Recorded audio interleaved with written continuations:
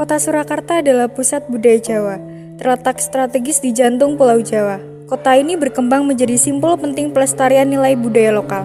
Salah satu tempat yang mencerminkan hal tersebut adalah Museum Keris Nusantara. Museum Keris Nusantara berada tepat di pusat kota Surakarta, menjadikannya ruang budaya yang mudah diakses publik. Sebagai sumber belajar geografi budaya, museum ini tidak hanya menyimpan artefak tetapi juga merekam jejak nilai-nilai dari identitas bangsa. Museum ini diresmikan tahun 2017 oleh Presiden Joko Widodo sebagai simbol komitmen pemerintah dalam melestarikan warisan budaya bangsa. UNESCO telah mengakui keris sebagai warisan budaya dunia sejak 2005. Ini menunjukkan bahwa budaya lokal memiliki makna global. Museum ini juga menyediakan akses ramah difabel seperti jalur landai, sehingga semua pengunjung dapat menikmati pengalaman budaya tanpa hambatan. Hal ini mencerminkan prinsip inklusivitas dalam pengelolaan ruang publik.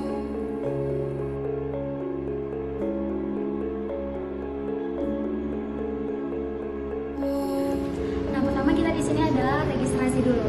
Tarif yang dikenakan pada museum ini untuk mahasiswa adalah sebesar Rp7.500, sedangkan untuk umum Rp10.000.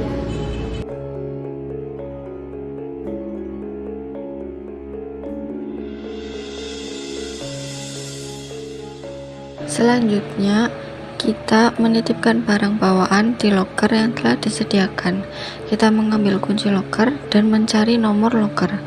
Selanjutnya, kita menitipkan barang bawaan di loker yang telah disediakan oleh pihak museum. Prosesnya cukup mudah dan praktis. Kita mulai dengan mengambil kunci dari petugas, lalu mencari nomor loker yang sesuai dengan kunci tersebut. Setelah menemukannya, kita membuka loker, memasukkan tas atau barang bawaan ke dalamnya, dan memastikan semuanya tersimpan dengan rapi. Terakhir, kita menutup kembali loker dan menyimpan kuncinya dengan baik. Museum ini juga dilengkapi dengan fasilitas toilet yang bersih dan nyaman di setiap lantainya, sehingga pengunjung dapat merasa tenang dan tetap nyaman selama menjelajahi seluruh area museum. Yang pertama, kita akan mengeksplor lantai 2 yang dinamakan Wedaring Wacana. Di lantai 2, kita mengenal keris dari berbagai daerah dan zaman. Kita juga melihat penyebaran senjata tradisional dunia yang memperkuat pemahaman geografi budaya bahwa setiap wilayah mempunyai karakter budaya yang unik, tercipta dari kondisi geografis, sejarah, dan interaksi manusia. Selain itu juga disajikan papan penyebaran senjata di dunia, diantaranya yaitu Amerika, Eropa, Afrika, Asia, dan Australia.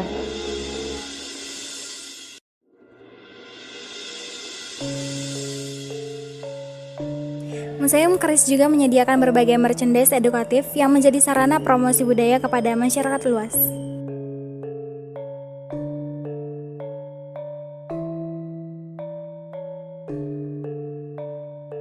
Mari kita eksplor lantai 3. Lantai ini disebut Purwaning Wacana. Di sini kita dapat melihat informasi mengenai anatomi keris. Museum ini juga menyediakan perpustakaan budaya, tempat di mana kita bisa memperdalam wawasan tentang sejarah dan makna keris. Ini menjadi sumber belajar alternatif yang kaya dan otentik. Kita juga dapat membaca buku di perpustakaan, terdapat beberapa koleksi buku yang lengkap mengenai sejarah keris.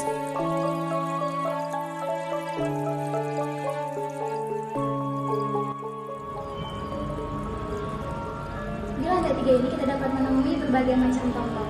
Salah satunya adalah tombak Kanjeng Kiai Haji. Tombak ini merupakan salah satu senjata pustaka yang digunakan oleh para bangsawan ataupun pangeran, khususnya yang memiliki kedudukan tinggi yang bergelar kanjeng. Tidak sekadar senjata, tombak ini juga berfungsi sebagai lambang kekuasaan, kewibawaan, serta penjaga kehormatan. Melungker-melungker kang iso ngiris, berliku-liku namun mampu mengiris. Lekukan pada keris bukan sekedar bentuk, tapi menyimpan filosofi dalam tentang keluasan, kecermatan, dan daya yang tersembunyi dalam keheningan. Inilah dapur, ragam rupa keris yang menggambarkan watak, harapan, hingga status sosial pembuat dan pemiliknya. Di lantai ini, setiap etalase memajang keris yang diberi keterangan berupa jenis, tangguh, dapur, pamor, pendok, ukiran, warangka, mendak, dan asal koleksi.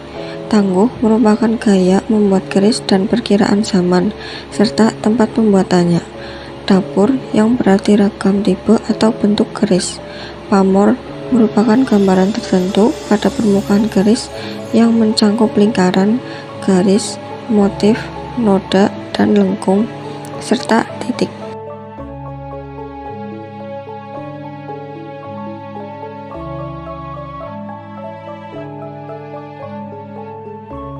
Selanjutnya terdapat beberapa display keris, di antaranya ada keris Sepang, keris Pandawa, keris Brojo, dan keris Carita Kebabon.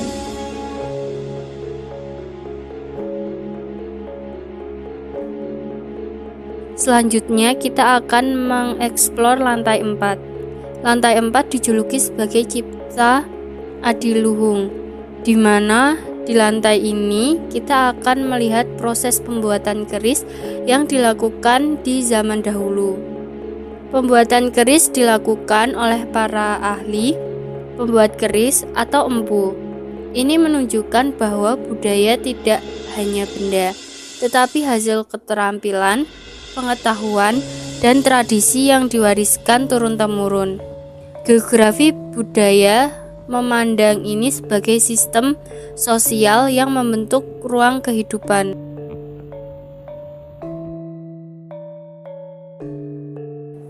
Proses pembuatan keris dimulai dengan menjaga hembusan angin agar api di tungku tidak padam.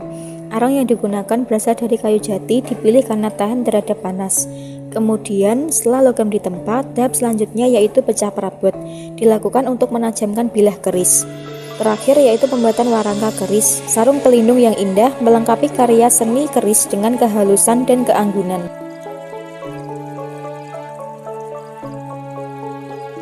Terdapat pula manekin atau patung pria yang dipajang mengenakan busana adat dan membawa keris. Keris tersebut ditaruh di sudut yang berbeda-beda tergantung aktivitas dan juga acaranya. Selain menggunakan tangga, kita juga bisa menggunakan lift untuk akses ke lantai selanjutnya. Pengunjung bisa menggunakan lift sebagai akses alternatif termasuk bagi pengunjung difabel. Hal ini menunjukkan bahwa museum mendukung prinsip ruang publik yang inklusif. Salah satu keris istimewa di Museum Keris Nusantara adalah keris pemberian Presiden Joko Widodo. Keris ini dinamakan keris Kiai Tenggoro. Dengan bilah berlekuk 5, keris ini melambangkan Pancasila sebagai dasar negara. Warna merah pada warangka mencerminkan kepemimpinan dan semangat perjuangan. Keris ini tidak hanya pusaka, tetapi simbol identitas bangsa. Keris ini menjadi contoh nyata bagaimana warisan budaya memperkuat nasionalisme di tengah arus globalisasi.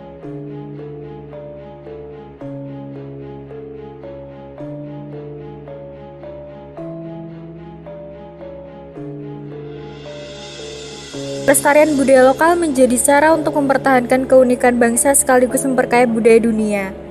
Mari sebagai generasi muda kita tidak hanya mengenal warisan budaya tetapi juga merawat, melestarikan, dan memaknai nilainya dalam kehidupan sehari-hari. Sebagai ruang publik, museum ini tidak hanya melestarikan budaya tetapi juga menyediakan akses yang setara bagi semua kalangan termasuk pengunjung difabel.